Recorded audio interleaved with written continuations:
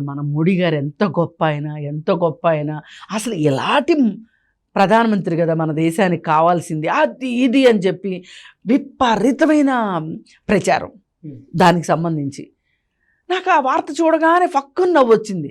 ఎందుకంటే ఇదే ప్రధానమంత్రి కరోనా టైంలో పిఎం కేర్స్కి చాలా డబ్బులు వచ్చినాయి. చాలా అంటే చాలా. ప్రతి వాళ్ళు మేము పిఎం కేర్స్కి ఇన్ని కోట్లు ఇచ్చాము, పిఎం కేర్స్కి ఇన్ని కోట్లు ఇచ్చాము, టాటాస్తో సహా అందరూ ఇండస్ట్రియలిస్టులు కావచ్చు, సినిమా యాక్టర్లు కావచ్చు, లేకపోతే ఎవరైనా కావచ్చు, పిఎం కేర్స్కి ఇచ్చామన్నారు. మరి దానికి లెక్కలు అడిగితే, సాక్షాత్తు పార్లమెంట్లో లెక్కలు అడిగితే, వీళ్ళు తీసుకొచ్చేటప్పుడు ఆ పిఎం కేర్స్ అని పెట్టేటప్పుడే పిఎం కేర్స్ అంటే అత్యవసర నిధులు, వాటికి లెక్కలు చెప్పక్కర్లేదంట.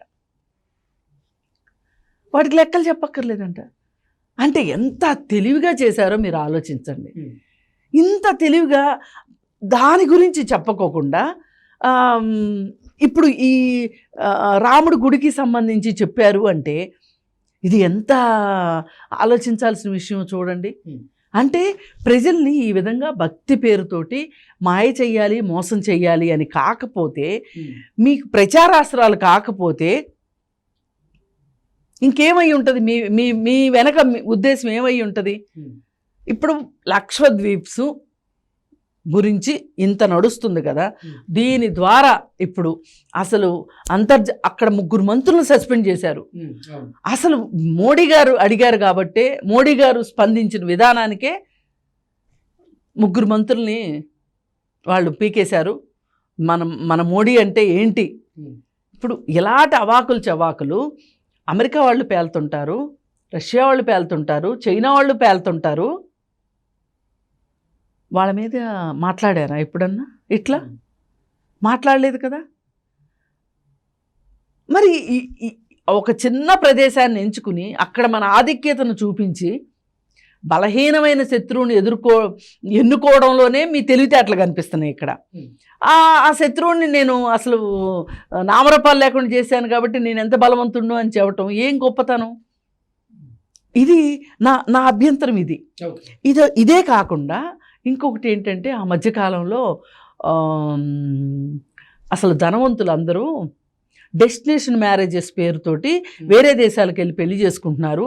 మీరు అసలు అట్లా చేయకండి, ఆ పెళ్ళిళ్ళు ఏవో ఇక్కడే చేసుకోండి, మన విదేశీ మారక ద్రవ్యం అంతా తరలిపోతుంది, మీరు ఎందుకు విదేశాలకు వెళ్ళి పెళ్లి చేసుకునేది అని చెప్పి స్టేట్మెంట్ ఇచ్చారు మోడీ గారు. చాలా సంతోషం అనిపించింది నాకు. కానీ ఇలా వెళ్ళగలిగి చేసుకుంటున్న వాళ్ళు ఎవరు? ధనవంతులే కదా. అంటే మీరు కార్పొరేట్ ట్యాక్స్ ఎవరెవరికైతే రద్దు చేశారో అలాంటి ధనవంతులే వెళ్ళి చేసుకోగలుగుతారు. మామూలు వాళ్ళు ఎవరు వెళ్ళరు కదండి. పక్కూర్లో పెళ్ళి అయితేనే బస్ కట్టుకుని వెళ్ళడానికే చచ్చిపోయే ఆలోచిస్తుంటారు. అలాంటిది డెస్టినేషన్ మ్యారేజెస్కి ఎవరు వెళ్తారు? ధనవంతులు వెళ్తారు.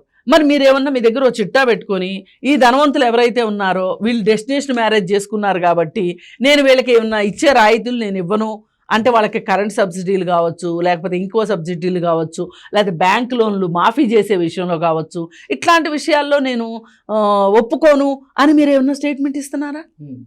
ఇవ్వట్లేదు కదా. వాళ్ళకి ఎక్స్ట్రా ఏమన్నా ట్యాక్స్ ఏమన్నా చేస్తున్నారా? డెస్టినేషన్ మ్యారేజ్కి వెళ్ళారు కాబట్టి, మీ విదేశీ మార్గ ద్రవ్యం ఖర్చు అయింది కాబట్టి, మీరు అంత ఖర్చు పెట్టి వచ్చారు కాబట్టి మీకు డబుల్ ట్యాక్స్ వేస్తున్నారని ఏమన్నా అంటున్నారా? అనకుండా మీరు అసలు ట్యాక్స్లే రద్దు చేస్తున్నారు. వాళ్ళకి రాయితీలు ఇస్తున్నారు, ప్రత్యక్ష రాయితీలు ఇస్తున్నారు మీరు. ఇప్పుడు జనాలకి ఆ మాట ఒక్కటే తెలుసు.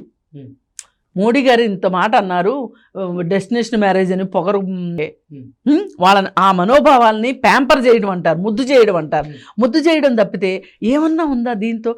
ఇప్పుడు నేను చెప్పిన ఈ 3 కార్యక్రమాల వల్ల సామాన్యుడికి, అతి సామాన్యుడికి ఒరిగేదేంటి చెప్పండి?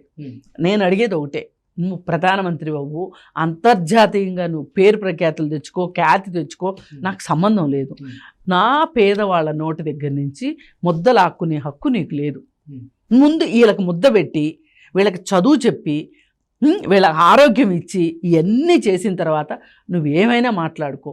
నువ్వు $1 ట్రిలియన్ దీనికి తీసుకెళ్తావా, జీడిపిని పెంచుతావా, నువ్వు ఈ నోటితో ఏమంటా జీడిపి పెంచుతానన్నావో 2014 నుంచి ఏదో ఒక వంక పెట్టి జీడిపి సంకనాకిపోయింది. ఇప్పుడు నోట్ల రద్దు దగ్గర నుంచి, జిఎస్టీ దగ్గర నుంచి, కరోనా దగ్గర నుంచి ఎన్ని ఉపద్రవాలండి ఈ ప్రజల మీద. కనిపించేవి కొన్ని, కనిపించని కొన్ని. ఇవన్నీ చాలనట్లు పెద్ద పెద్ద వాళ్ళకి నువ్వు ఇచ్చే రాయితీలు. ఇప్పుడు నిన్నగాక మొన్న ఒక 60 మంది గుజరాత్ నుంచి అమెరికాకి వెళ్ళారంట. దేశం దాటిపోయారు. వాళ్ళు తీవ్ర నేరాలు చేసిన వాళ్ళు వెళ్ళారు. వాళ్ళని ఏమైనా ఆపగలిగావా? అసలు ఇంతకుముందు చాలామంది వెళ్ళారు. వాళ్ళకి పాస్పోర్ట్లు దగ్గరుండి పాస్పోర్ట్లు ఇచ్చి పంపించిన ఘనత కదా మీది. ఇంక మీరు ఈ లక్షద్వీపు, మాల్దీవ్స్, అక్కడ మంత్రులు అంటే ఇది నాకు అనిపించింది ఏంటంటే, ఇంతకుముందు ఎలక్షన్స్ ముందు పాకిస్తాన్ మీద సర్జికల్ స్ట్రైక్స్ చేసినట్లే ఇది కూడా ఒక రకమైన సర్జికల్ స్ట్రైక్స్. మనుషుల మెదళ్ళలోకి మీరు సర్జికల్ స్ట్రైక్స్ ఇంతకుముందు ఏం చేశారు, వేరే దేశం సైనికుల మీద సర్జికల్ స్ట్రైక్స్ చేశామని చెప్పారు. ఇప్పుడేమో అప్పుడు ఏం జరిగిందో మాకు తెలియదు, కానీ ఇప్పుడు మట్టుకు మీరు నిజంగా ప్రజల మెదళ్ళు, అమాయకులైన ప్రజల మెదళ్ళ మీద సర్జికల్ స్ట్రైక్స్ చేస్తున్నారు. ఇంకా కొనసాగింపుగా ఇంకొకటి చెప్తాను మీకు. ఫారిన్ యూనివర్సిటీస్ రీసెర్చ్ చేసినాయి మన భారతదేశానికి వచ్చి మన ఈ స్కీమ్ గురించి చేసి, ఇది చాలా అద్భుతమైన పథకం. ఈ పథకం గనక భారతదేశంలో గనక లేకపోయి ఉంటే భారతదేశంలో ఆకలి చావులు తప్పే కాదు, ప్రజలు ఇంకా ఇంకా దారిద్ర్య రేఖకి దిగువకి వెళ్ళిపోయి ఉండేవాళ్ళు, కనీసం వాళ్ళకి తిండి కూడా ఉండేది కాదు అని చెప్పి. కాబట్టి ఇది ఒక మంచి నమూనా, ఇది ఏ దేశంలోనైనా ప్రవేశపెట్టొచ్చు అని దీనికి కితాబు ఇచ్చారు. ఈ పనికి ఆహార పథకం. దీనికి ఆధార్ అనుసంధానం కాలేదు అని అనర్హుల్ని చేయడం వెనకమాల పేదలంటే మీకు అంత చులకన, ఏమైపోయినా పర్వాలేదా, ఆకలి కేకలు వేసినా ఆకలి చావులైనా మీకు పర్వాలేదు, కానీ మీరు భారతదేశం గురించి, భారతదేశం గొప్పతనాల గురించి అంతర్జాతీయ వేదికల మీద మాట్లాడటానికి కావచ్చు, లేదు అనుకుంటే ఈ దేశంలో ఉన్న అమాయకులకి కబుర్లు చెప్పడానికి, కాకరకాయలు కోయటానికి తప్పితే దేనికైనా పనికొస్తాయో చెప్పండి. అసలు ఇప్పుడు సుప్రీంకోర్టే తీర్పిచ్చింది, ఆధారు ప్రామాణికం కాదు అని ఇచ్చింది కదా. అలాంటప్పుడు అసలు మీరు ఆధార్ని ప్రామాణికంగా తీసుకుని వాళ్ళని పనికి అనర్హులుగా ప్రకటించడం అంటే ఒకటి కనిపిస్తుంది నాకు, వీళ్ళ దురుద్దేశం డబ్బులు మిగిల్చుకోవాలని.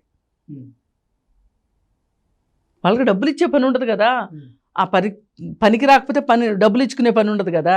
ఆ పనికి ఆహార పథకానికి మీరు నిధులని కేటాయించకపోయినా కానీ, నిధులు తగ్గించినా కానీ ఎవరు అడగరు.